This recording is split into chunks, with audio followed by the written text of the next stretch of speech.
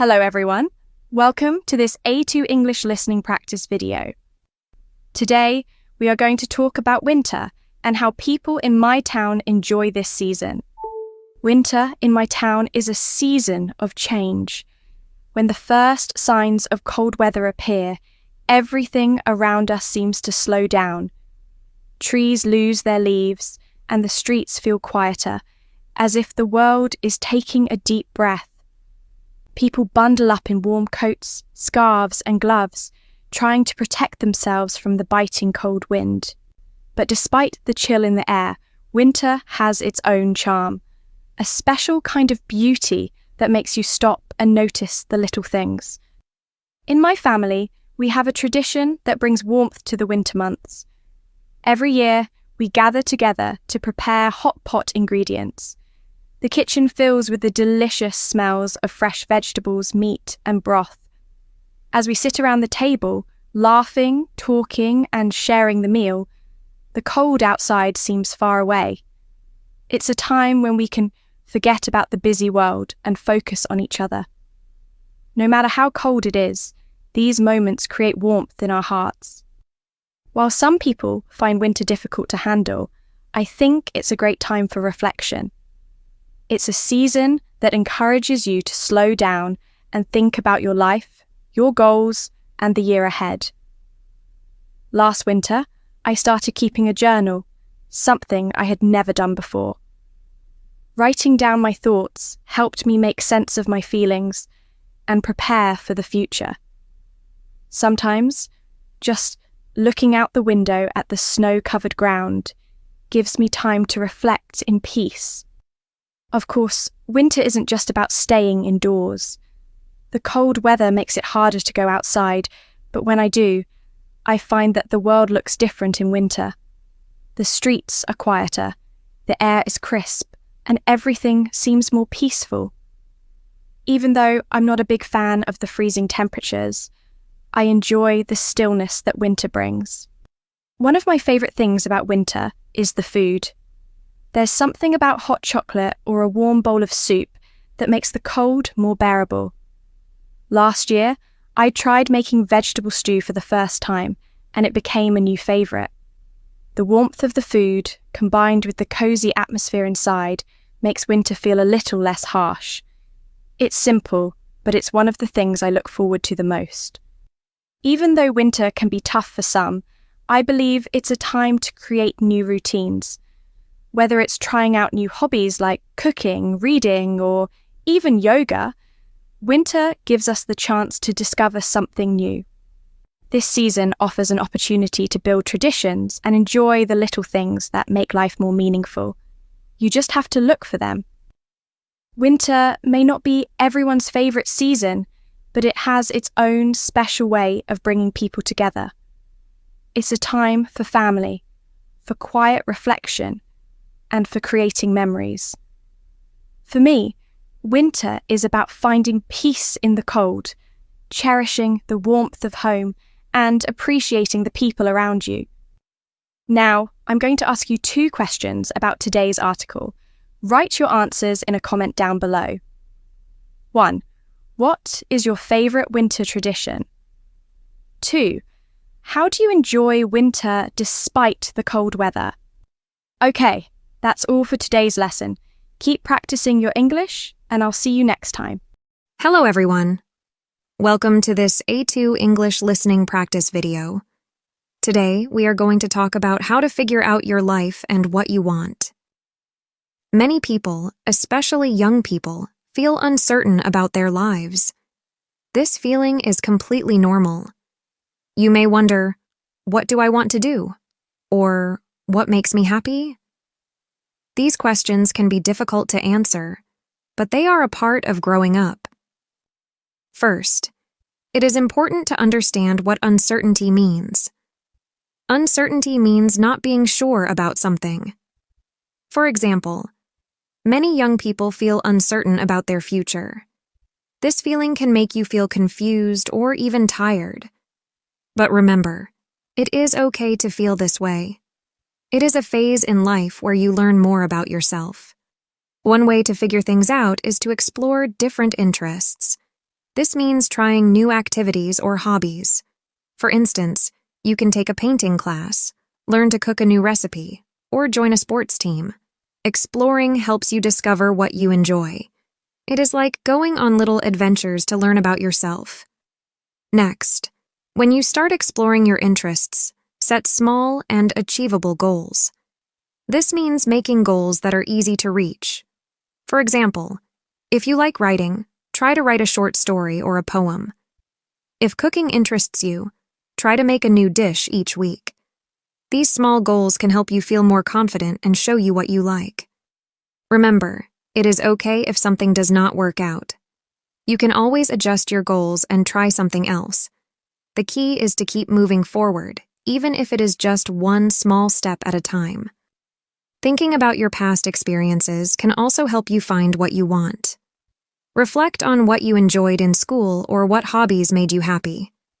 For example, if you loved art classes, you might have a passion for creativity. If you did not enjoy group projects, perhaps you prefer working alone. These reflections can guide your choices for the future.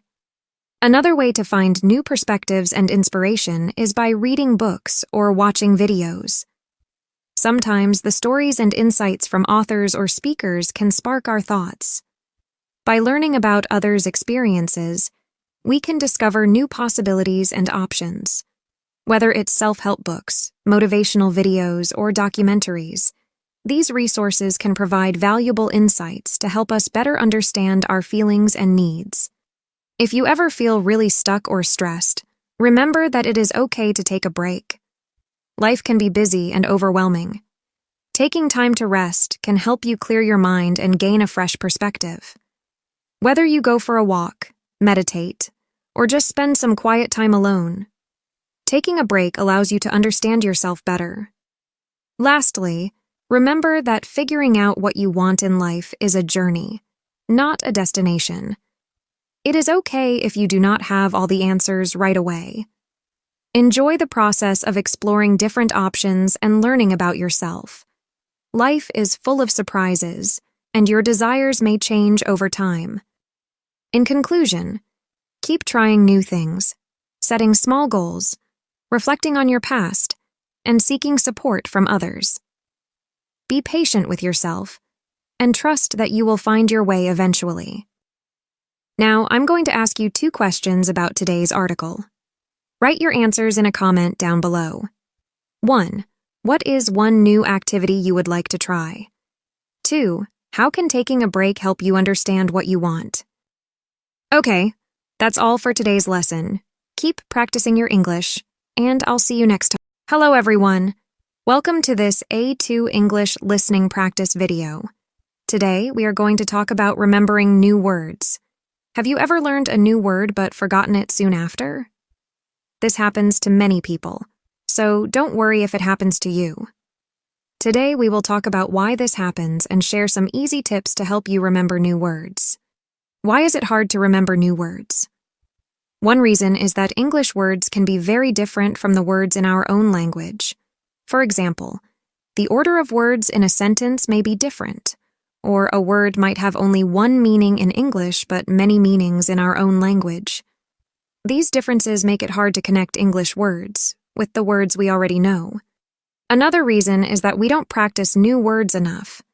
If we only use a word once, it's easy to forget. Our brains need to see and use new words many times to remember them well. Reviewing words often is a good way to keep them in our memory. Finally, everyone learns in a different way. Some people remember words best by seeing them, others by hearing, and some by writing them down. If you haven't found the best way for you, it might be harder to remember new vocabulary. Tips to remember new words. 1. Use new words in real life. When we use new words in everyday life, they are easier to remember. Try to use new vocabulary in sentences or imagine using it in a real situation. For example, if you learn the word borrow, try saying, "Can I borrow a book?" This makes the word feel more natural. 2. Connect words to personal experiences. When we connect new words to things in our own lives, they become easier to remember. For example, if you learn the word adventurous, think about a time when you did something brave or exciting. This personal connection helps you remember the word. 3. Use positive self-talk. Confidence is important in learning. Sometimes we worry about making mistakes. Remind yourself that mistakes are normal and that each time you use a new word, you are improving. Positive self-talk, like saying, "I am getting better every day," helps make learning easier. 4. Visualize the words. Creating a picture in your mind for new words can help you remember them. For example, if you learn the word calm, imagine a peaceful place, like a quiet beach. This mental picture makes it easier to remember the word. 5. Use associations and stories. Connect new words to something funny or interesting. For example, if you learn the word gregarious, you might imagine someone named Greg who always throws parties. This makes the word easier to remember. 6. Review regularly. Reviewing words often helps move them from short-term to long-term memory. You can try spaced repetition. Review a word one day after you learn it, then after a few days, and then after a week. This helps your brain remember the word for a long time. In conclusion, to remember new words, try using them in real-life situations, finding the best way for you to learn, connecting them to your personal life, reviewing them often, and making vocabulary learning fun. With these tips, learning new words can be fun and effective, helping you improve your English step by step.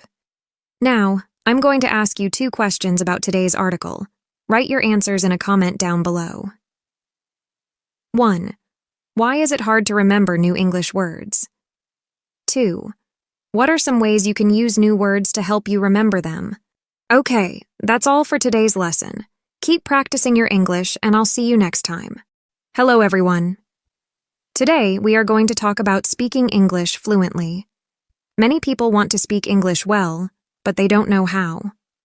Can you become fluent in English? The answer is yes. In today's article, I will show you how to do this step by step. First, what does fluent mean? Fluency means speaking English easily and naturally, without stopping too much. You do not need to speak like a native speaker. You just need to communicate well. Even if you make some mistakes, that is okay. The important thing is to express yourself clearly. Fluency is like water flowing in a river. When you are fluent, your words flow smoothly, and you don't have to think too much before you speak. Fluency is about being able to talk about simple things, like what you did today, or what your favorite food is. Now, can you become fluent in 5 months? It is possible, but it depends on how much time and effort you spend learning. If you study a little bit every day, you can make great progress.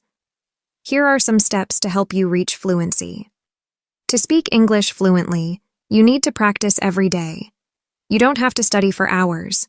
Even 30 minutes a day can help a lot. You can listen to English podcasts, watch short videos, or read simple English articles.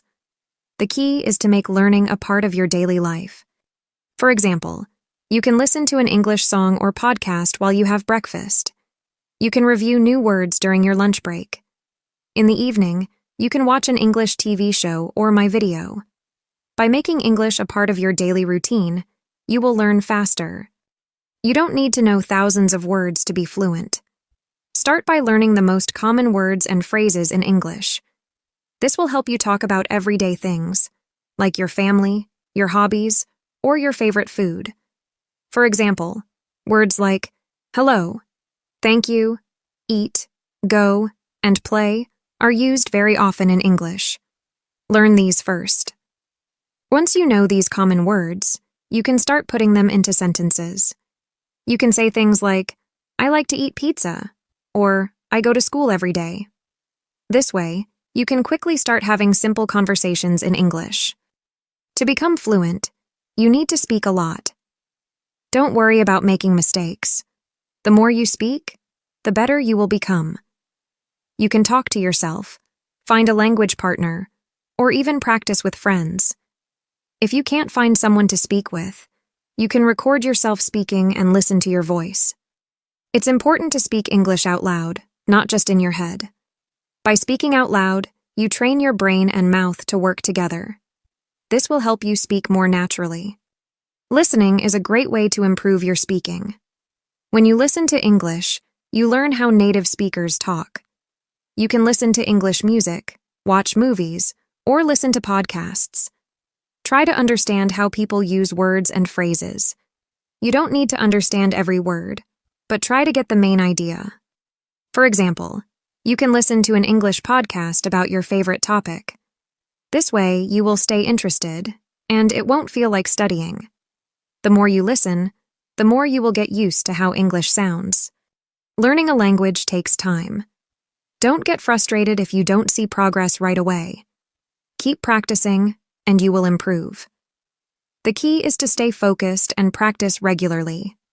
Everyone learns at their own speed, so don't compare yourself to others. If you make a mistake, that's okay. Mistakes are part of the learning process. Even native English speakers make mistakes sometimes. The important thing is to keep trying and to enjoy the process. In conclusion, yes, you can speak English fluently. By practicing every day, focusing on common words, speaking often, listening to English, and being patient, you will become a better English speaker.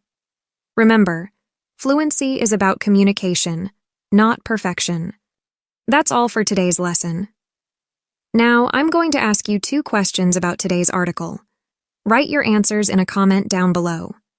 1. How can you practice speaking English every day? 2. Why is it important to focus on common words first? Okay, that's all for today's lesson. Keep practicing your English, and I'll see you next time. Hello everyone, welcome to this A2 English listening practice video. Today we are going to talk about dreams and ambitions. Everyone has dreams and ambitions, those special goals and wishes that we hope to achieve in the future.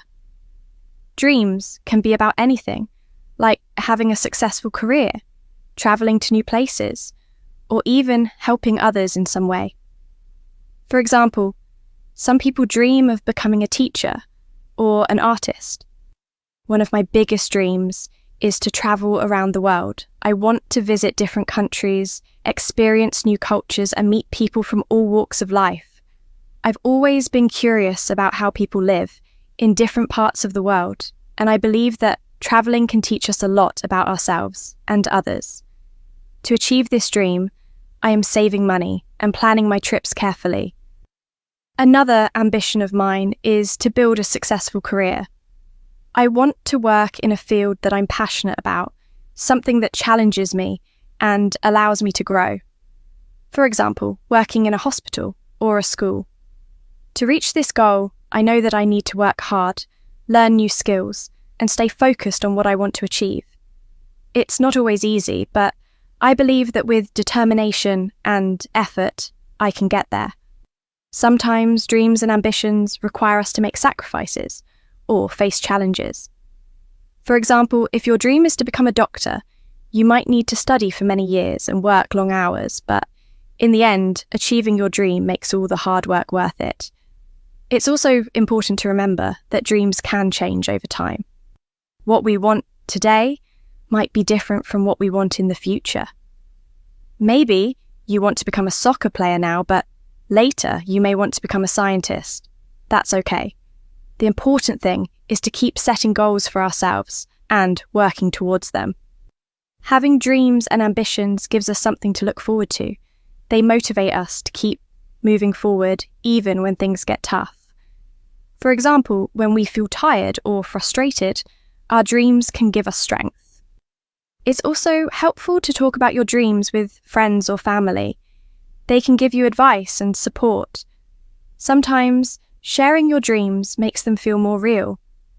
And when people believe in you, it can help you believe in yourself even more. So, what are your dreams? What do you want to achieve in the future? Whatever they are, remember to believe in yourself and never give up. Now, I'm going to ask you 2 questions about today's article. Write your answers in a comment down below. 1. What is one of my biggest dreams? 2. Why is it important to share your dreams with others? Okay, that's all for today's lesson. Keep practicing your English and I'll see you next time. Hello, everyone. Welcome to this A2 English listening practice video. Today, we are going to talk about learning from criticism. Have you ever felt upset when someone criticized you? I think most of us have. Criticism can feel like a bad thing. It can hurt our feelings or make us feel like we did something wrong. But today, I want to talk about why criticism can actually be helpful and how we can learn from it. First, let's understand what criticism is. Criticism is when someone gives you feedback about something you did. It could be about your work, your actions, or even something you said.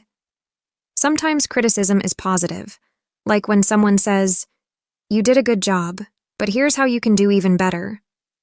Other times it might be negative, like when someone says, "This isn't good enough."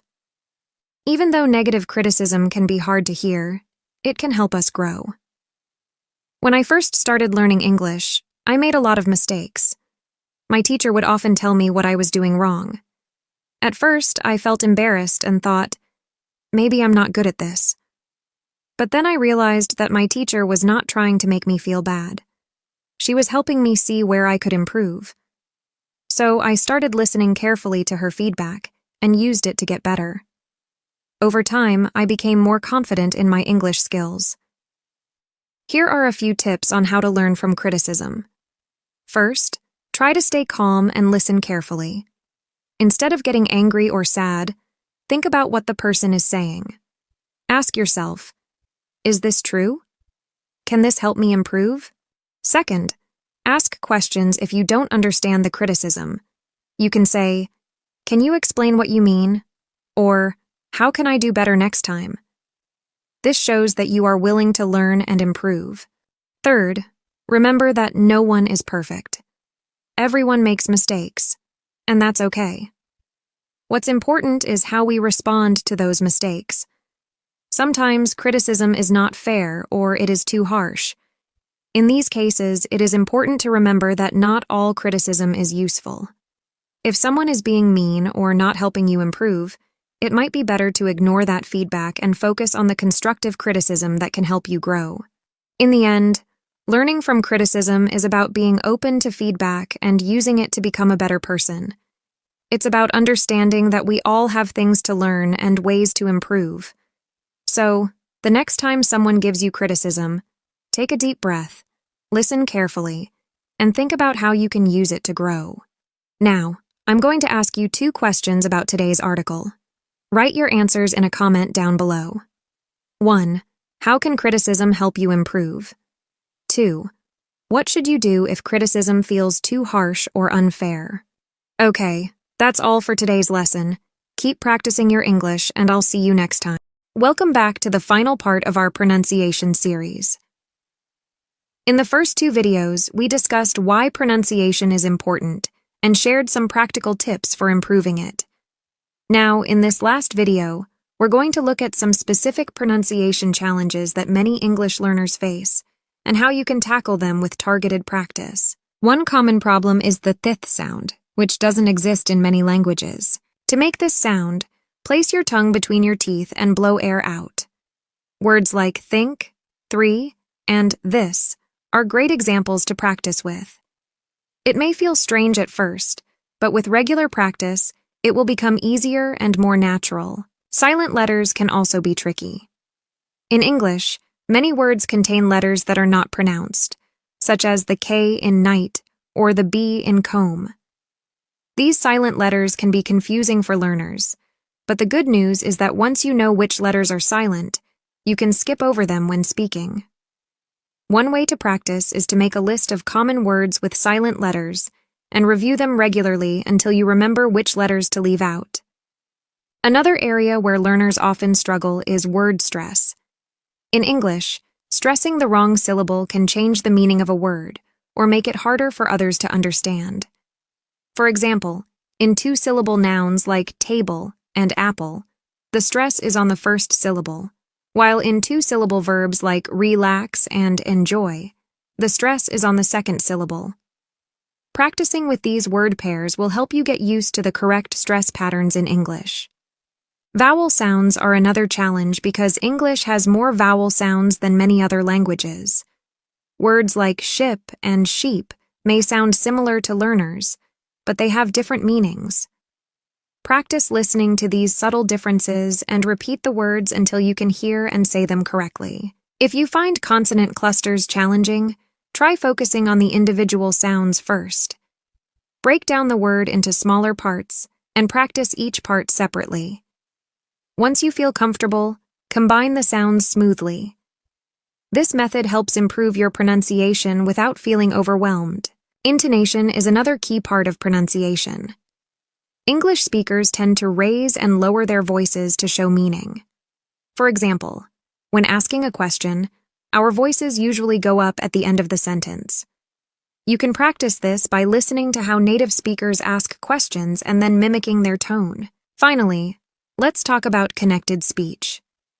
When native speakers talk quickly, words often blend together. For example, want to becomes wanna, and going to becomes gonna. Listening to fast speech and practicing these shortened forms will help you sound more natural when speaking. Thank you for joining this pronunciation journey with English Mini Classroom. You've worked hard, and it shows. Keep practicing regularly, set goals for yourself, and track your progress. Soon, you'll notice how much more confident and clear your English pronunciation has become. That's all for today. Leave a comment below, and I'll see you in the next lesson. Hello again. Welcome back to the second video of our three-part series on pronunciation. In the previous video, we talked about why pronunciation is so important. Now, let's dive into some easy and practical ways you can improve your English pronunciation step by step. These techniques are not only simple but also effective. One of the easiest ways to improve your pronunciation is to listen and repeat. Find English words or sentences, whether from English learning apps, videos, podcasts, or TV shows, and then try to mimic the way the speakers say them. Pay close attention to how they pronounce the words, their tone, and the rhythm of their speech. When you listen carefully and repeat often, your pronunciation will improve naturally over time. Another helpful technique is to use a mirror while speaking English. Watching yourself in the mirror allows you to see how your mouth moves to produce different sounds. This can be especially useful for tricky sounds that require precise tongue and lip movements, which are often challenging for English learners. By practicing in front of a mirror, you can adjust your mouth shapes to better match native English speakers. You can also record yourself speaking English and then listen to the recordings. When you hear your own voice, you'll notice which sounds or words you need to work on. Sometimes, we don't realize our mistakes until we listen to ourselves from a distance. Recording your voice is a great way to track your progress over time and notice improvements in your pronunciation. If you're serious about improving your pronunciation, learning the phonetic alphabet can also be helpful. The phonetic alphabet shows how each word is pronounced, and many dictionaries use it to provide pronunciation guides. This can be particularly useful when you encounter new words, ensuring you pronounce them correctly from the start. Fun activities can also make pronunciation practice more enjoyable. For example, tongue twisters are a fun way to challenge yourself and practice difficult sounds in English. Try saying, "She sells seashells by the seashore," quickly, and you'll understand why. It's tricky but great for improving fluency. Another great way to practice pronunciation is by watching English videos with subtitles. This helps you match the spoken words with their written form and understand how sentences are pronounced in real-life situations. Don't forget to focus on one sound at a time. If you try to work on everything all at once, it can be overwhelming. Instead, choose one sound that you find difficult and practice it until it becomes easier. These are just some of the simple yet effective ways to improve your pronunciation. In the next video, we'll explore some common pronunciation problems and how to tackle them. Stay tuned for the final video in this series. You're doing fantastic. And remember, practice makes perfect. See you in the next lesson. Hello, everyone. Welcome to this A2 English listening practice video. Today, we are going to talk about how to think in English. Learning to think in English is very important because it helps you become more fluent. When you stop translating words from your native language, you can speak faster and more naturally. You will feel more confident when you don't have to stop and think of the right words. This will also make conversations smoother because you won't need to pause as much. One of the easiest ways to start thinking in English is by using simple words in your daily life. When you see something like a chair or a table, try to say the English words in your mind. This is a small but effective way to begin.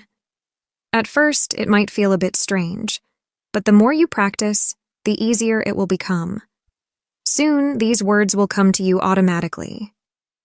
Once you are comfortable with single words, try moving on to short sentences. For example, when you want to say, "I'm going to the store," think of this in English instead of your native language. You can also think about what you are doing at the moment. For instance, if you are cooking, say to yourself, "I am cooking dinner." This will train your brain to use English more naturally. The more you practice, the quicker you will improve. Another good tip is to talk to yourself in English. You can do this when you are alone. For example, if you are getting ready in the morning, try saying things like, "I am brushing my teeth," or "I am putting on my shoes." These small actions will help you get used to thinking in English. You can even describe your surroundings or what you plan to do next. Over time, you will feel more confident speaking and thinking in English. It also helps to think about your day in English. At the end of the day, ask yourself, "What did I do today?" Try to answer in English. For example, you can say, "Today I went to work," or "I had lunch with a friend." This will help you reflect on your day while practicing your English thinking skills. It's a simple activity but very useful for building the habit of thinking in another language. Learning to think in English can take some time, so it's important to be patient with yourself. Don't worry if you make mistakes. It's a normal part of learning. The key is to keep practicing every day. The more you immerse yourself in English, through reading, listening, or speaking, the more natural it will become to think in English. Remember, practice makes perfect. Now, I'm going to ask you 2 questions about today's article. Write your answers in a comment down below. 1. Why is it important to think in English? 2. What is one way you can practice thinking in English? Okay, that's all for today's lesson. Keep practicing your English, and I'll see you next time. Hello, everyone. Welcome to this A2 English listening practice video. In this video, we will continue from where we left off in the last lesson, discussing the importance of listening and learning English. Fun listening activities for A2 level. Here are some enjoyable activities to improve your listening skills. 1. Listen to simple English songs. Find songs with easy lyrics. Try to write down the words you hear. Sing along to practice pronunciation. 2. Watch short English videos. Look for videos made for English learners. Start with 2 to 3 minute videos and gradually increase the length. 3. Listen to English podcasts for beginners. There are many podcasts designed for English learners. They often speak slowly and use simple words. 4. Play listening games. Try online games that test your listening skills. For example, listen to a description and choose the right picture. 5. Have short conversations with English speakers. If possible, talk to native English speakers or other learners. Even a 5-minute chat can help improve your listening. 6. Listen to simple stories. Find audiobooks or websites with easy English stories. Try to imagine the story as you listen. 7. Watch English news for learners. Some news websites have special sections for English learners. They speak slowly and use simpler words. 8. Listen and draw. Listen to a description of a scene or object. Try to draw what you hear. Common listening problems and solutions. Sometimes listening in English can be hard. Here are some common problems and how to solve them. 1. Problem. The speaker talks too fast. Solution. Start with slow recordings and gradually increase speed. Use apps or video players that let you slow down the audio. 2. Problem. You don't understand many words. Solution. Focus on words you do know. Try to guess the meaning from context. Write down new words to learn later. 3. Problem. You get tired or lose focus quickly. Solution. Start with short listening sessions, 5 to 10 minutes. Take breaks and gradually increase listening time. 4. Problem. Different accents are confusing. Solution. Listen to various English accents regularly. Remember that it's okay not to understand everything at first. 5. Problem. You forget what you heard. Solution. Take simple notes while listening. Try to summarize what you heard after listening. 6. Problem. Background noise is distracting. Solution. Practice listening in different environments. Try to focus on the main speaker's voice. Remember, these problems are normal. Keep practicing, and you will improve over time. How to use what you've learned from listening. Listening is not just about hearing English. It's also about using what you learn. Here are some ways to use the English you hear. 1. Learn new words. When you hear a new word, write it down.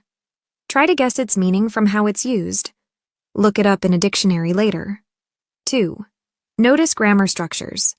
Pay attention to how sentences are formed. Try to use these structures in your own speaking and writing.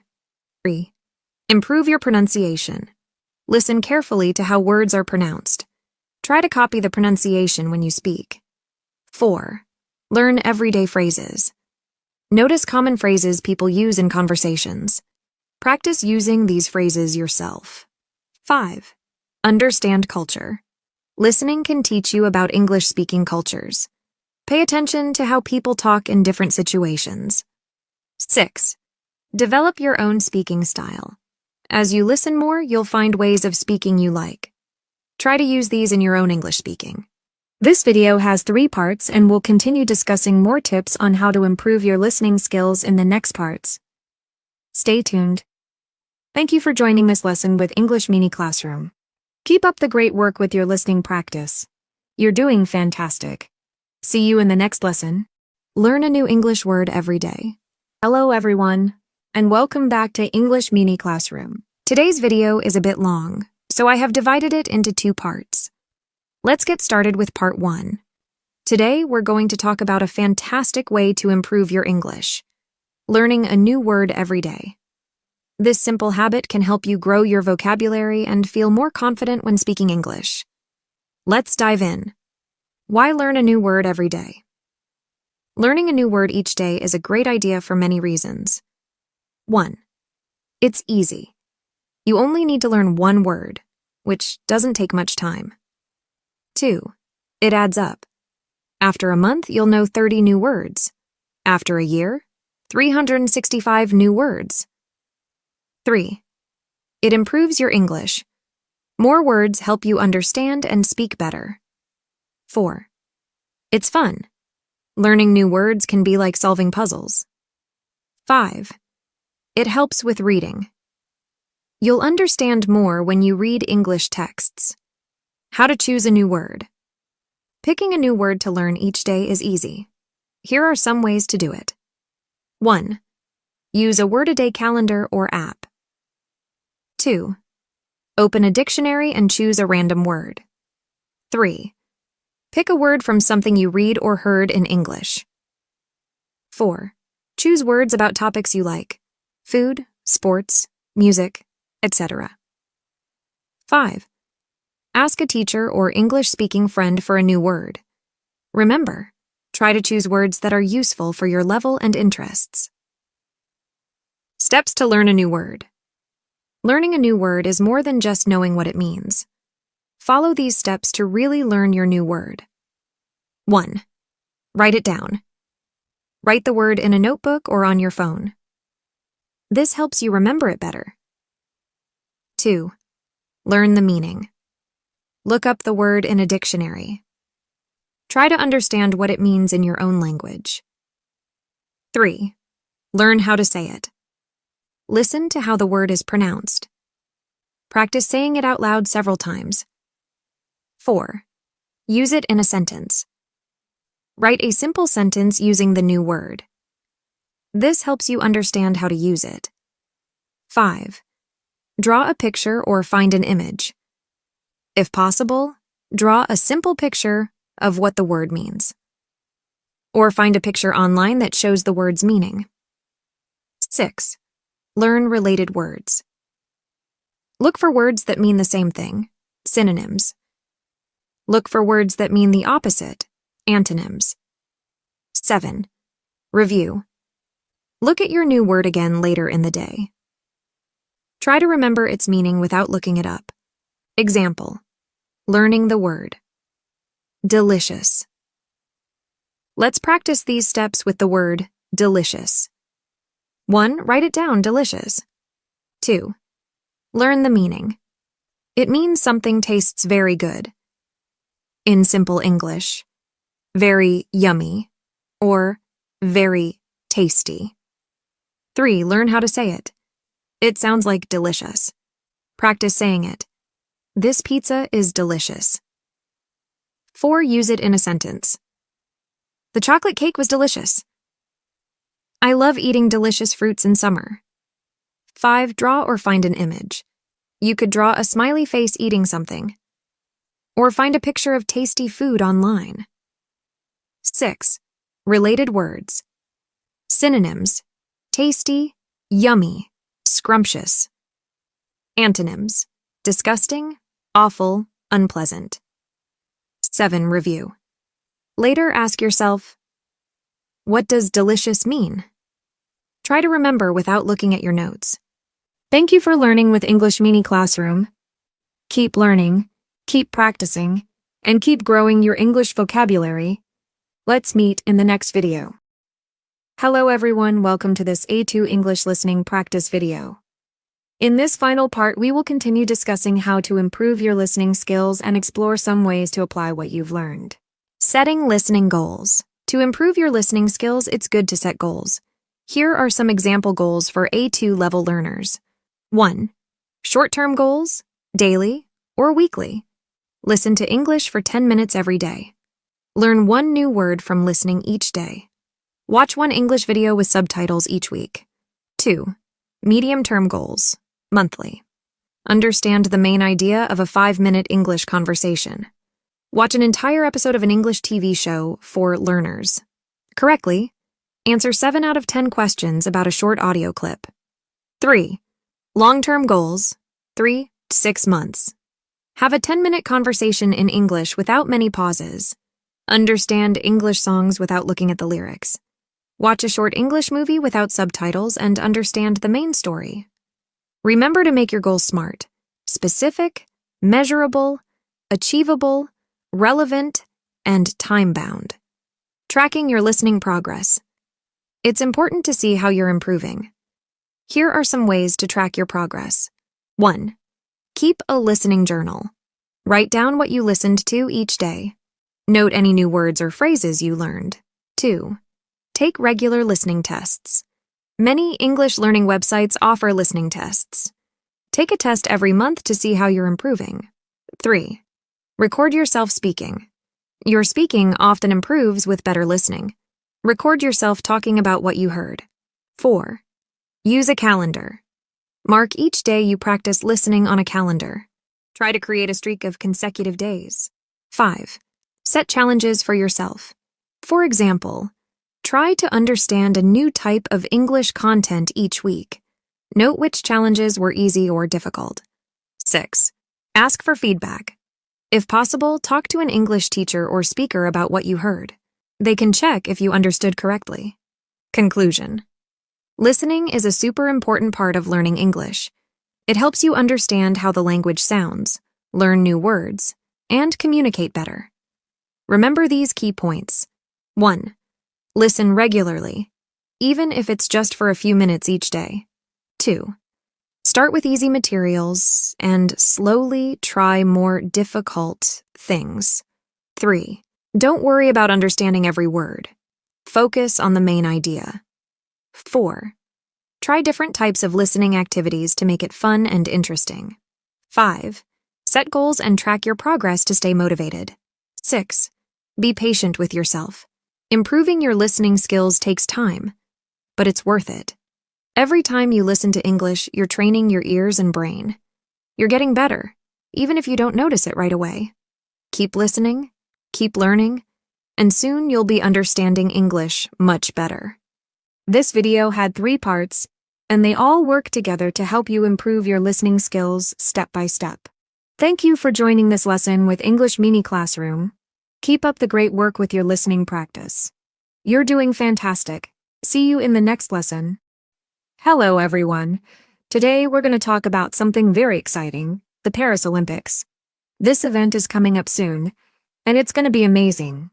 Let's dive in and learn more about it. The Paris Olympics is a big sports event that will happen in Paris, France. Athletes from all over the world will come to compete in many different sports. It's a special time because the Olympics only happen every 4 years. Imagine athletes running fast, jumping high, and swimming quickly. It's a time full of action and excitement. Why is the Paris Olympics special? There are many reasons. First, Paris is one of the most beautiful cities in the world. It has famous places like the Eiffel Tower and the Louvre Museum. People will get to see these amazing places while they enjoy the sports. Second, the Olympics have many great sports. There will be events like swimming, running, and gymnastics. You can watch your favorite athletes compete and maybe even break some world records. Third, the Olympics bring people together. It's a time when the whole world comes together to celebrate sports and friendship. People from different countries meet and share their cultures. It's a wonderful way to learn about the world. Here are some fun things you can do to get ready for the Paris Olympics. You can learn about Paris. Read about the city's history and its famous places. Find out why Paris is called the City of Light. You can also follow your favorite sport. Choose a sport you like and follow it during the Olympics. Learn the names of some athletes and cheer for them. This can make watching the Olympics more exciting.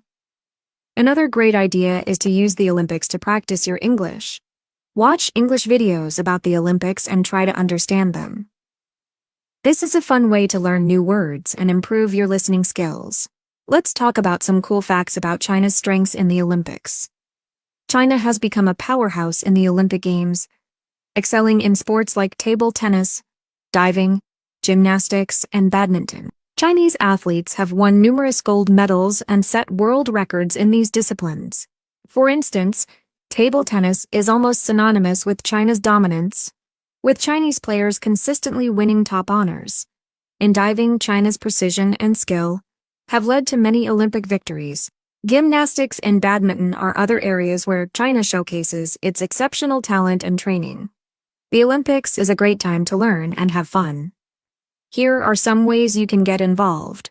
Watch the games with your family and friends. Talk about your favorite moments and cheer for your favorite athletes together. You can also get inspired by the athletes and try a new sport yourself. Maybe you'll discover a new hobby. Sharing your thoughts about the Olympics is another fun activity. Write in the comments about which sport you are most excited to watch. Share your ideas and learn from others. Now to check your understanding, I have 3 questions for you. 1. What are you excited to see in the Paris Olympics? 2.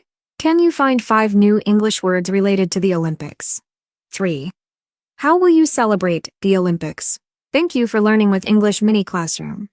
Keep practicing, keep setting goals, and keep improving your English. See you in the next lesson. Hello, everyone. Today, we're going to talk about a concept in China called dren. This means working or studying very hard. Many students and workers in China experience this. Let's learn more about it. In English, we call this involution. Dren is about trying very hard to be the best. In schools, students study many hours to get the highest scores. At work, people work late to finish tasks and make their bosses happy. Working hard is good, but Jen can be too much. Why is Jen important? First, it shows how competitive life can be in China. Everyone wants to be the best, whether in school or at work. This can lead to great success, but it also causes a lot of stress. Second, Jen affects how people balance work and life. Some people might work so hard that they forget to rest and take care of themselves. This can lead to burnout, health problems, and a lack of personal time for hobbies and relaxation. Third, understanding Jen helps us see the pressures young people in China face today. The intense competition starts from a young age and continues into adulthood, shaping how people approach their goals and careers. In Chinese schools, students often face immense pressure to succeed academically. They spend long hours studying, attending extra classes, and doing homework.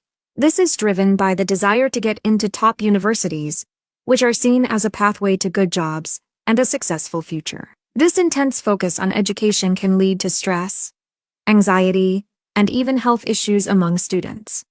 In the workplace, Jen means working long hours, often beyond the standard workday, to meet deadlines or impress superiors. Employees might stay late at the office, answer emails during weekends, or take on extra projects. This can lead to high levels of stress, fatigue, and a poor work-life balance. The competition to advance in one's career can sometimes overshadow the importance of personal well-being. The culture of Jen has significant impacts on society. It can lead to a highly skilled and competitive workforce, driving economic growth and innovation. However, it also has downsides, such as mental health issues, physical health problems, and a decreased quality of life. People might feel constantly exhausted, anxious, or dissatisfied despite their hard work. It's important to find a balance. Here are some tips to handle involution. 1. Take breaks. Make sure to rest and relax. It's important for your health. 2. Set realistic goals. Focus on what you want to achieve and make a plan that is attainable. 3. Practice time management. Prioritize tasks and manage your time effectively to avoid burnout. 4. Seek support. Share your feelings with friends or family. They can offer support and advice. 5. Stay positive. Believe in yourself and your abilities. Remember, it's okay not to be perfect. Jen is a popular topic because it makes us think about what success means. It helps us ask if being the best is worth the stress. As we learn about Jen, we can also think about our own experiences with hard work and pressure. Now, let's discuss a few questions to understand Jen better. 1. What are the good and bad sides of Jen? 2. How is Jen different from studying or working hard in your country? 3. What can people do to handle the stress of Jen? Thank you for joining today's discussion about Jen in China. This topic helps us understand the challenges many young people face today. It's important to balance hard work with taking care of ourselves. Remember to share your thoughts in the comments below. See you in the next lesson at English Mini Classroom. Keep practicing and keep learning. Hello everyone. Welcome to this A2 English listening practice video.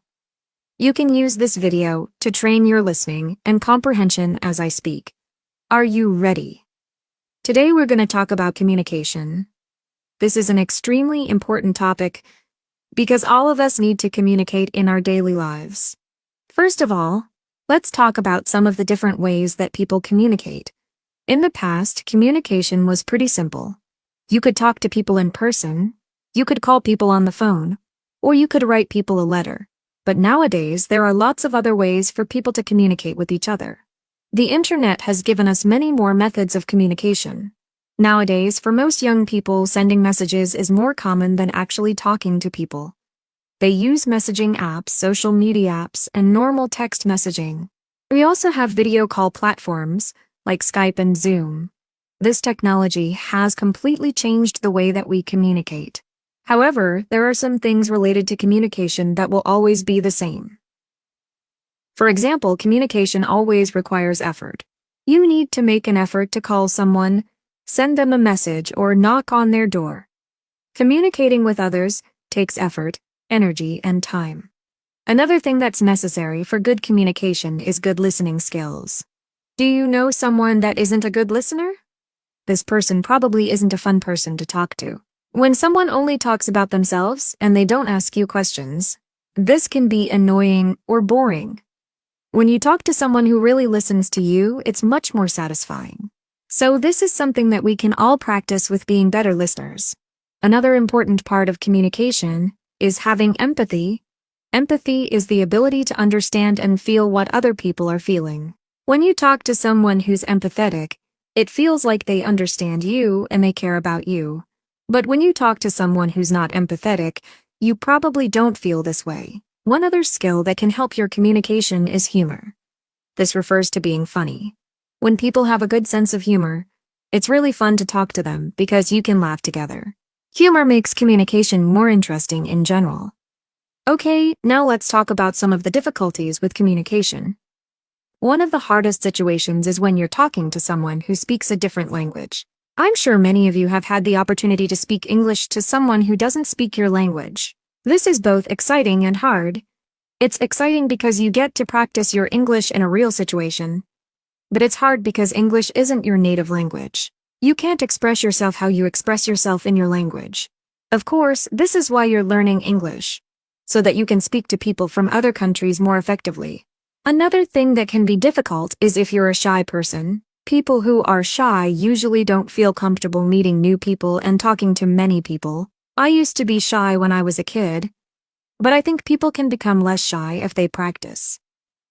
If you force yourself to speak to people often, it'll start to become more normal for you. You'll feel a little less uncomfortable after a while. One last difficulty that people have is public speaking. Most people don't like speaking in front of a large audience. It doesn't feel good when everyone is watching you. If you have to give a presentation to an audience, the best thing you can do is really prepare and memorize your presentation beforehand. If you do this, you'll be able to say what you need to say even if you're nervous. Now I'm going to ask you some questions about the video to see if you understood. 1. What are some new methods of communication mentioned in the video? 2. Why is listening an important part of communication? 3. What can help people who are shy become more comfortable speaking to others? Leave a comment and answer the questions. I'll see you next time. Hello everyone. Welcome back to English Mini Classroom. This is part 2 of our lesson on learning a new English word every day. If you haven't watched part 1, make sure to check it out first. Let's continue from where we left off. Tips for learning a new word every day. Here are some helpful tips to make learning a new word each day easier and more fun. 1. Choose a time each day to learn your new word. For example, during breakfast or before bed. 2. Use sticky notes. Write your new word on a sticky note. Put it somewhere you'll see it often, like your mirror or desk. 3. Tell someone about your new word. Share what you learned with a friend or family member. Teaching others helps you remember better. 4. Use your new word. Try to use your new word in conversation or writing. The more you use it, the better you'll remember it. Make it a game. Challenge a friend to learn the same word. See who can use it in a sentence first. 6. Use technology. Set a daily reminder on your phone to learn a new word. Use vocabulary apps that send you a new word each day. 7. Keep a word journal. Write all your new words in a special notebook. Review your journal regularly to remember the words. 8.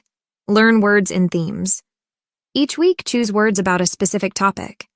For example, one week could be about food, another about weather. Fun ways to practice your new words. Learning words is great, but using them is even better. Try these fun activities to practice. 1. Word of the Day Challenge. Use your new word at least 3 times during the day. Give yourself a point each time you use it correctly. 2. Story writing. At the end of each week, write a short story using all the new words you learned. It can be silly or funny. The important thing is to use the words. 3. Picture dictionary. Draw a picture for each new word you learn. After a month, you'll have your own picture dictionary. 4. Word association game. When you learn a new word, write down 3 other words you think of. For example, if the word is sunny, you might think of hot, beach, and summer. 5. Rhyme time. Try to think of words that rhyme with your new word. This helps you remember the pronunciation. 6. Crossword puzzles. Make a simple crossword puzzle using your new words. Ask a friend to solve it. 7. Word chain. Start with your new word and make a chain of words. Each new word starts with the last letter of the previous word. Example: delicious, sweet, tasty, yummy.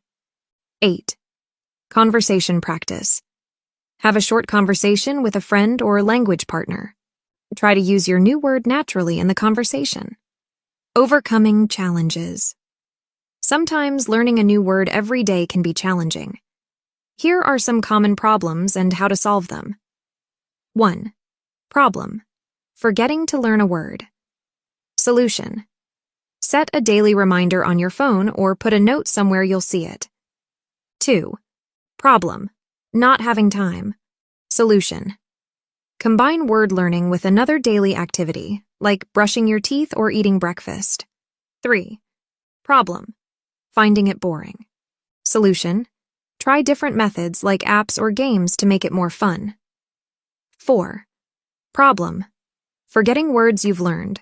Solution: review your words regularly, maybe once a week or at the end of each month. 5. Problem: difficulty using words in conversation. Solution: start by using the words in writing, then slowly try to use them when speaking. 6. Problem: feeling overwhelmed. Solution: remember, it's just one word a day. If you miss a day, don't worry. Just start again tomorrow. Tracking your progress. Seeing your progress can be very motivating. Here are some ways to track how many words you're learning. 1. Use a calendar. Write your new word on each day of a calendar.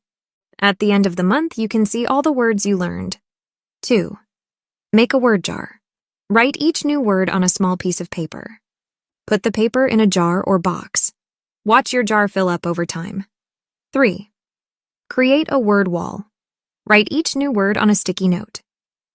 Stick the notes on a wall in your room. Soon you'll have a wall full of English words. 4. Use a habit tracking app. Many free apps let you track daily habits. Mark each day you learn a new word. 5. Keep a word count. Write a number next to each word you learn. Watch the numbers grow bigger each day.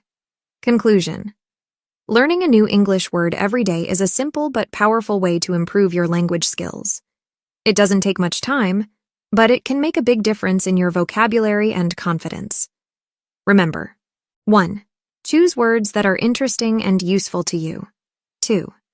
Follow the steps to really learn each word. 3. Try to use your new words in sentences and conversations. 4. Make it fun with games and activities. 5. Don't worry if you miss a day. Just keep going. Every new word you learn is a step towards better English.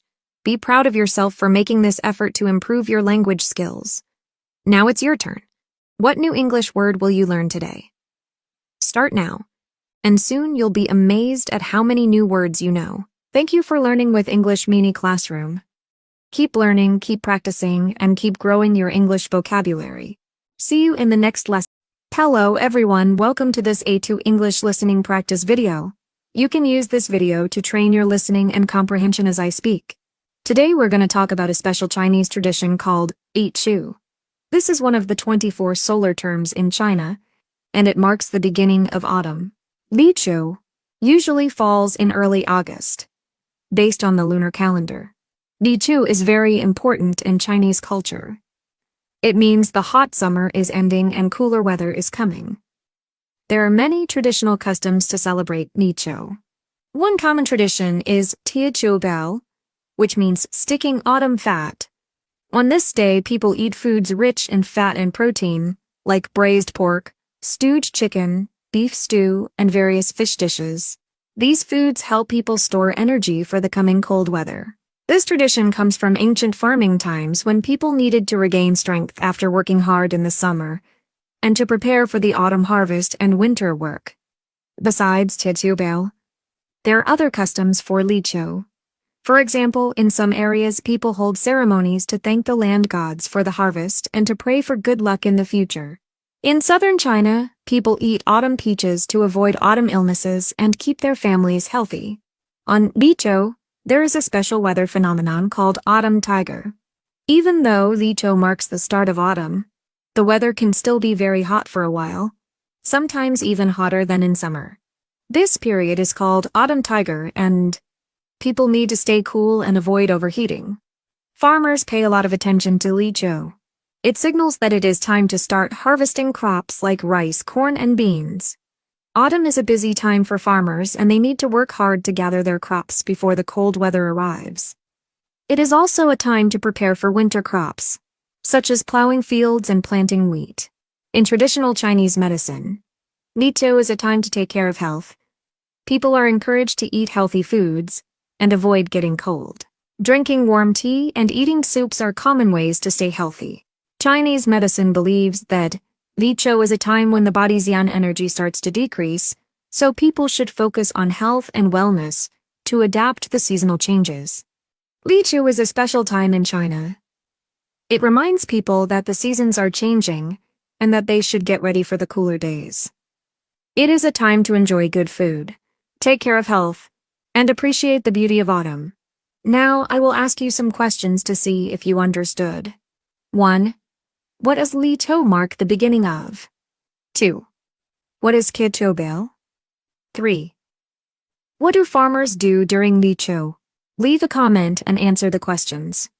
I'll see you next time. Hello everyone. Welcome to this A2 English listening practice video. You can use this video to train your listening and comprehension as I speak. Are you ready? Today we're going to talk about morning people and night people.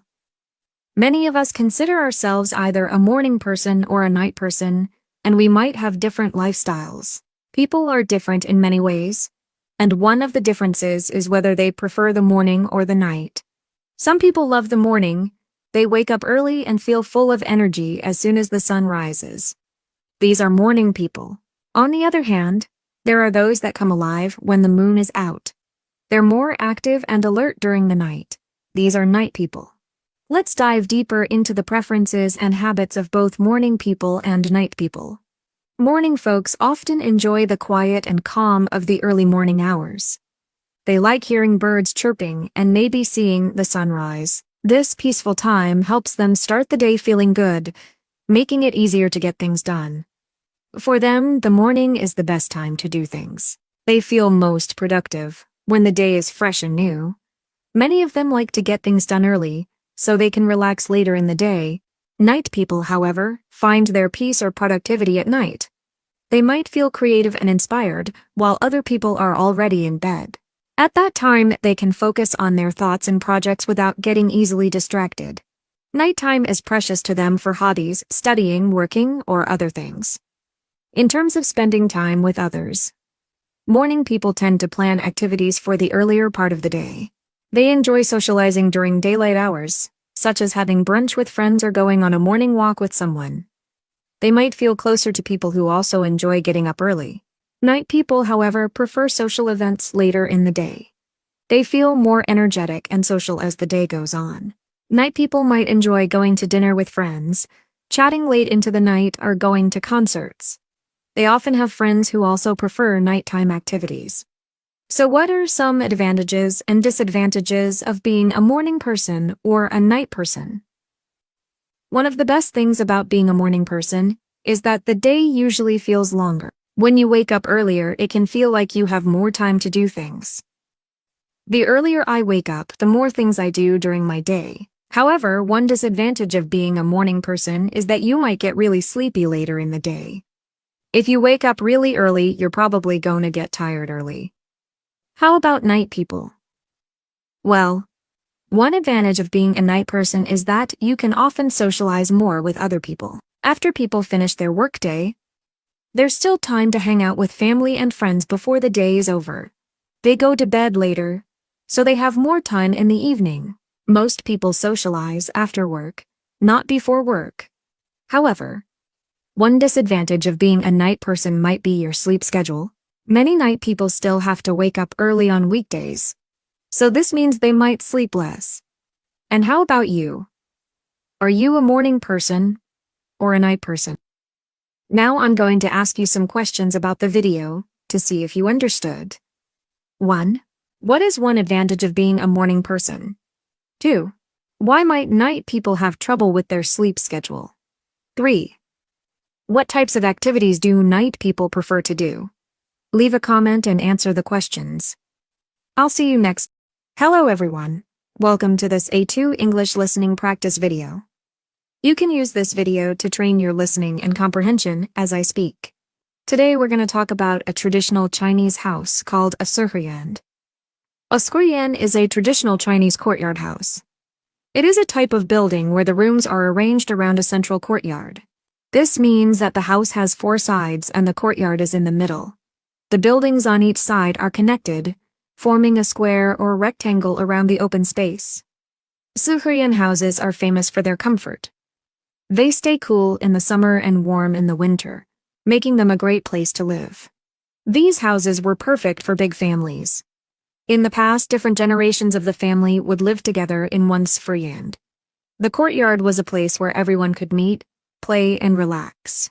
The design of sihuyuan is very special. The buildings around the courtyard are usually 1 or 2 stories tall. The main house is often at the north end of the courtyard, facing south. This way, the house gets a lot of sunlight during the day. The other buildings around the courtyard are for sleeping, cooking, and storage. Some sihuyuan even have gardens or small ponds in the courtyard. There are many types of sihuyuan in different parts of China, but the most famous ones are in Beijing. These Beijing sihuyuan have a long history and are an important part of Chinese culture. They show how people in the past lived and worked together. The sihuyuan is not just a place to live. It also has cultural significance. For example, the courtyard is often a place for family gatherings and celebrations. People would gather there for festivals, weddings, and other important events.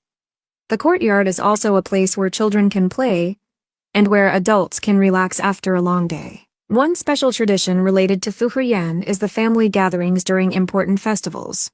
For example, during the Mid-Autumn Festival, families would gather in the courtyard to enjoy mooncakes and admire the full moon.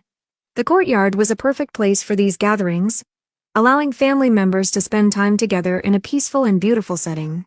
Another interesting fact about sihuyuan is that they are designed to be very practical. For example, the houses are built to keep out the cold winds in the winter and to stay cool in the summer. This makes them very comfortable to live in all year round. The design also allows for good airflow, which is important in hot weather. However, with the growth of modern cities, many traditional sihuyuan have been replaced by tall buildings and apartments. This is especially true in big cities like Beijing. But even though there are fewer sihuyuan today, they are still important. Their unique design and cultural value make them a symbol of Chinese history and tradition. Today, some people are trying to preserve these traditional houses. They believe that sihuyuan are an important part of China's cultural heritage. By preserving them, we can learn more about how people lived in the past and keep these traditions alive for future generations. Sihuyuan are also important for researchers. They study these houses to understand more about Chinese culture and history. By looking at the way sihuyuan were built and used, researchers can learn about the daily lives of people in ancient China. So why is the sihuyuan special? First, it is a symbol of Chinese family life. The courtyard brought families together and created a peaceful living environment. Second, it shows the beauty of traditional Chinese architecture. The design is simple but elegant, with careful attention to details like roof tiles and wooden beams. In conclusion, the sihuyuan is more than just a house, it is a symbol of Chinese culture and history. Even though many of these houses are disappearing, they still hold a special place in the hearts of the Chinese people. By learning about sihuyuan, we can better understand the traditions and values that have shaped Chinese society for centuries. Now I'm going to ask you some questions about the video to see if you understood. 1. Why were sihuyuan houses comfortable to live in? 2. What kind of family activities often took place in the courtyard of a Sfurian? Leave a comment and answer the questions. I'll see you next time.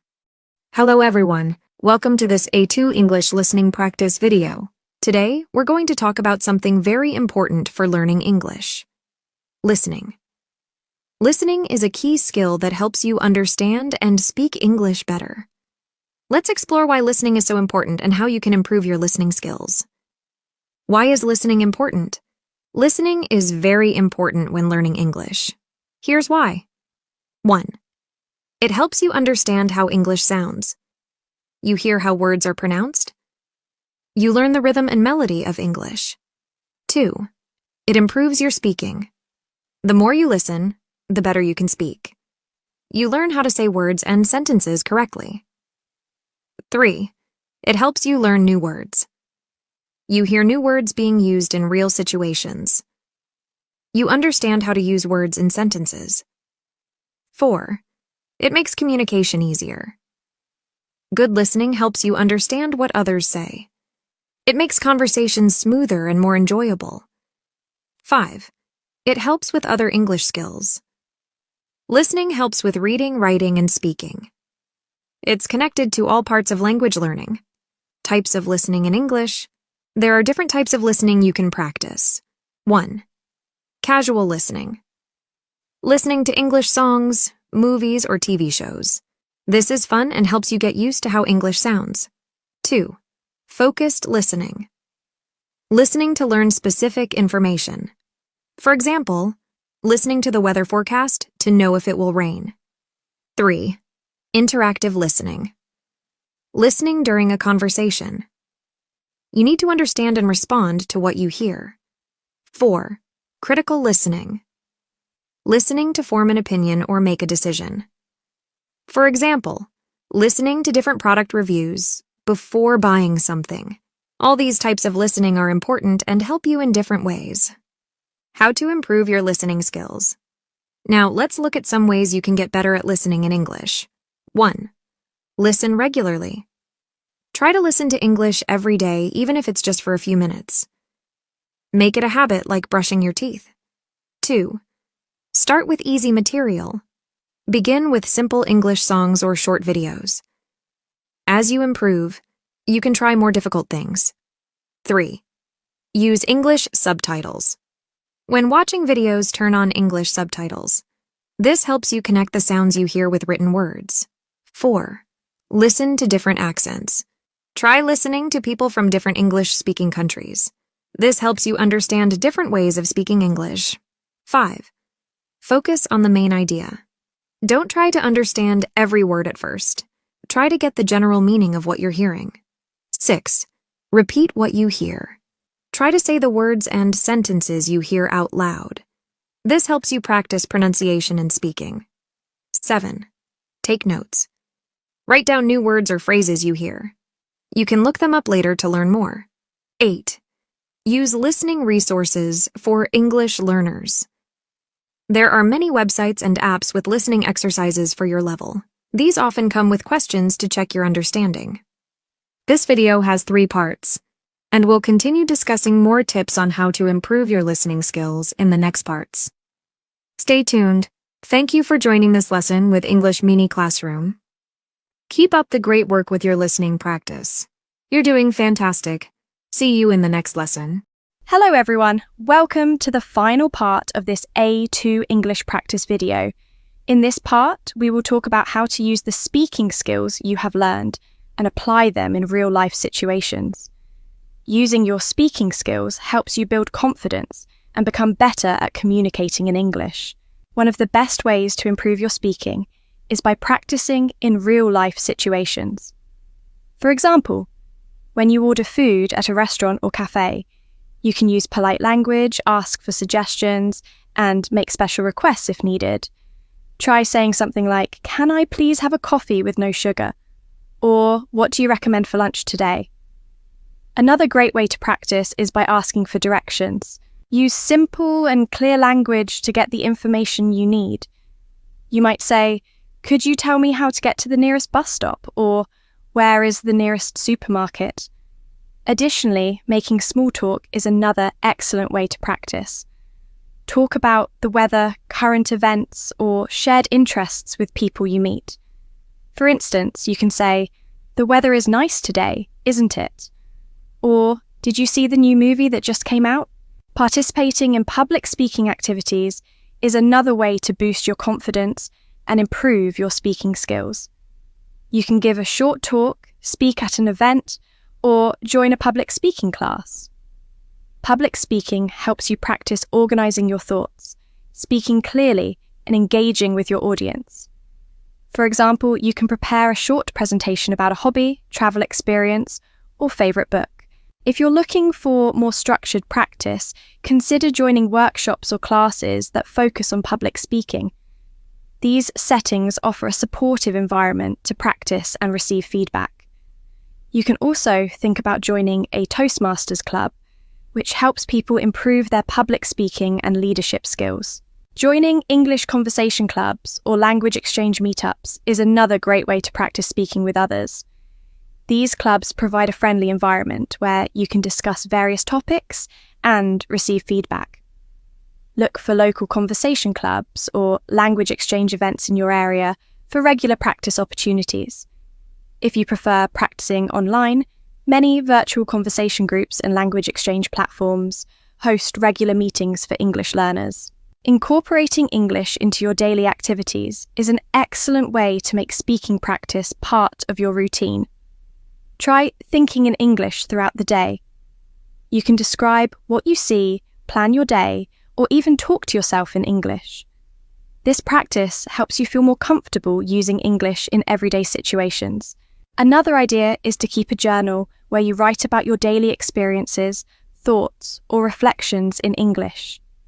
This activity helps you express yourself and use new vocabulary. Setting specific speaking goals can also help. For example, you can aim to have a certain number of conversations each week or use new words in your speech. Tracking your progress and adjusting your goals will help you stay motivated. Reflecting on your progress is important as well. Take time to review your speaking achievements and celebrate your milestones, no matter how small. One way to track progress is to continue recording yourself, speaking and reviewing the recordings. Listen to how your speaking improves over time. Also, seek feedback from teachers, friends, or language partners. Their input can help you set new goals and continue improving. In conclusion, applying your speaking skills in real-life situations and engaging in different speaking activities helps build confidence and improve communication. By practicing in a variety of contexts and setting personal goals, you will see continuous improvement in your speaking abilities. Keep practicing, stay motivated, and keep using English in your daily life. Thank you for joining this lesson with English Mini Classroom. Keep up the great work with your speaking practice. You're doing fantastic. See you in the next lesson. Hello everyone, welcome back to this A2 English practice video. In this part, we will talk about some fun activities that can help you practice speaking English. These activities are designed to make learning enjoyable and help you get better at speaking in a relaxed way. A great way to practice speaking English is by playing games. For example, you can try playing 20 questions, where one person thinks of an object and the others ask yes or no questions to guess what it is. This type of game helps you practice asking and answering questions in English. Another fun option is charades, where players act out a word or phrase without speaking, and others guess what it is. This game encourages you to use descriptive language and understand body language. If you enjoy drawing, you could also try the activity Describe and Draw, where one person describes a picture or object, and others draw it based on the description. This exercise helps you practice giving clear instructions and understanding spoken English. Singing can also be a useful tool for improving your English. Karaoke is a fun way to work on pronunciation and rhythm. By singing along to English songs and paying attention to how words are pronounced, you can become more familiar with the sounds of English and improve your fluency. You can also set small challenges to push yourself further. For instance, try choosing a topic and talking about it for 1 minute without stopping. This can help you practice speaking smoothly and organizing your thoughts. Another idea is to try using a new word or phrase in your daily conversations. This will expand your vocabulary and help you become more comfortable using new language. Watching TV shows, movies, or videos in English is another great way to practice. After watching a scene, try repeating what the characters say. Copy their pronunciation and expressions. This exercise will help you practice speaking naturally while improving your listening skills. It's important to find conversation partners to practice with. Whether you join English conversation clubs, use language exchange apps, or talk with friends, regular conversations will give you valuable practice in different situations and help you get feedback on your progress. Creating a speaking routine is also key. Set aside a few minutes each day to practice speaking. You could talk about your day, describe what you see around you, or discuss a topic that interests you. Setting weekly speaking goals, like focusing on a specific topic or using new vocabulary in your conversations, can also help you stay on track. Joining discussions on topics like current events, hobbies, or cultural differences is another way to practice. Participating in discussions allows you to express your opinions, respond to others, and use different language structures in real conversations. You could also explore online groups or forums where you can talk with other English learners from around the world. These spaces provide excellent opportunities for conversation practice. Pronunciation is a big part of speaking clearly, so focus on improving any sounds or words that are difficult for you. You can use pronunciation guides, language learning apps, or other online resources to help you. Recording yourself while speaking and reviewing the recordings can also be helpful. By listening to your pronunciation, grammar, and fluency, you will be able to identify areas where you can improve. In conclusion, practicing speaking English doesn't have to be boring or stressful. By incorporating fun activities into your routine, you can improve your speaking skills while enjoying yourself. Keep experimenting with different methods to find what works best for you. Stay tuned for the final part, where we will explore more strategies for practicing speaking English. Hello everyone, welcome to this A2 English reading practice article. Today, we will discuss the real estate market in China and explore the pros and cons of buying or renting a home. Understanding these aspects is important for anyone planning to make decisions about where to live. The real estate market in China has changed significantly over the past few decades. Property prices in big cities have risen rapidly, especially in places like Beijing, Shanghai, and Shenzhen. Many people hope to increase their assets by buying property because they believe that property prices will continue to rise. This makes buying a home an important goal for many families. However, as property prices keep going up, buying a home is becoming more difficult. The government has also taken measures to control prices and prevent the market from overheating. Despite these challenges, real estate remains a primary investment choice for many in China. There are many advantages to buying a home. First, owning your own home means you have a long-term stable place to live. You don't have to worry about rent increases or being asked to move by your landlord. Second, the value of your home may increase over time, helping you build wealth. Additionally, buying a home can give you a sense of security because you know the house is yours. However, buying a home also has its drawbacks. First, purchasing a home requires a large amount of money, often needing a loan, which can be financially stressful. Second, owning a home comes with many costs, such as taxes and maintenance fees. Finally, if you want to move, selling a home can take time, and the market may affect the selling price. Compared to buying, renting has some different advantages. First, renting offers more flexibility. If you need to move or change jobs, renting is easier than selling a home. Second, renting is usually cheaper than buying, especially in big cities. You don't need to pay a large down payment or interest on a loan, so you can save more money for other things. However, renting also has some disadvantages. First, renting doesn't provide long-term stability. You might face rent increases or risk not having your lease renewed by the landlord. Second, renting doesn't help you build assets. The money you pay in rent doesn't give you ownership of any property. Additionally, rental properties may not be as ideal as homes you own. Both buying and renting have their pros and cons, and the choice depends on your personal situation. If you have enough financial resources and plan to live in one place for a long time, buying a home might be the better option. However, if you prefer flexibility or don't have enough money saved, renting may be more suitable for you. That's all for today. Now I'm going to ask you some questions about the article to see if you understood. 1. What are some advantages of buying a home? 2. Why might someone choose to rent instead of buying a home? 3. What has the government done to control property prices? Thank you for reading this article on the real estate market in China. Whether you decide to buy or rent a home, it's important to carefully consider your options and make a decision that fits your lifestyle and financial situation. Keep practicing your English and see you in the next lesson. Hello everyone, welcome to this A2 English reading practice article.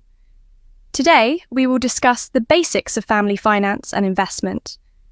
Learning how to manage money and invest wisely is important for building a secure financial future. Family finance refers to how you manage your money effectively. It includes creating a budget, saving, investing, and managing debt. By managing your finances well, you can ensure your family has enough money to cover living expenses, build savings, and prepare for the future. Family finance is important because it helps you take control of your financial situation. By creating a budget, you can clearly see where your money is going each month. Saving money helps you handle emergencies like illness or job loss. Investing allows you to grow your wealth and prepare for retirement or other long-term goals. Investing is a key part of managing your finances. Investing can help your money grow by purchasing assets that bring returns. Here are some common ways to invest. 1. Stocks. Stocks are shares of ownership in a company. When you buy stocks, you become a part owner of the company. If the company makes a profit, you can earn dividends or sell the stock for a profit. 2. Bonds. Bonds are a type of loan agreement. When you buy bonds, you are lending money to a company or government. In return, you receive regular interest payments and get your principal back when the bond matures. 3. Real estate. Buying property is another common way to invest. By purchasing a house or land, you can earn rental income or profit from the appreciation of the property's value. 4. Funds. Funds are a way to pool money from many people and have a professional fund manager invest it. Funds spread out investment risk and are suitable for people with little investment experience. While investing can bring high returns, it also comes with risks. Different types of investments have different levels of risk. For example, stock prices can fluctuate a lot, so they are high risk, while bonds are relatively low risk. Before investing, you should understand the risks and avoid putting all your money into one type of asset. Creating a good investment plan requires considering the following points. 1. Goals. Why are you investing? Is it for your children's education, retirement, or buying a house? Clear investment goals help you choose the right investment methods. 2. Risk tolerance. How much risk can you handle? If you don't like taking risks, you might prefer safer investment options. 3. Time horizon. How long do you plan to invest? Long-term investments usually carry lower risk and offer more stable returns. In addition to investing, here are some finance tips to help you better manage your family's finances. 1. Create a budget. Make a budget each month to ensure you don't overspend. List your income and expenses clearly and prioritize necessary spending. 2. Save regularly. Save a portion of your income each month for emergencies or future goals. Developing a savings habit will help you avoid financial stress during unexpected events. 3. Avoid unnecessary debt. Try to avoid unnecessary debt, especially high-interest credit card debt. If you have debt, make a plan to pay it off as soon as possible. Now I'm going to ask you some questions about the article to see if you understood. 1. What are some common ways to invest? 2. Why is creating a budget important? 3. What should you consider when creating an investment plan? Thank you for reading this article on family finance and investment. By managing your money wisely and making smart investments, you can build a strong financial foundation for your future. Keep practicing your English and see you in the next lesson.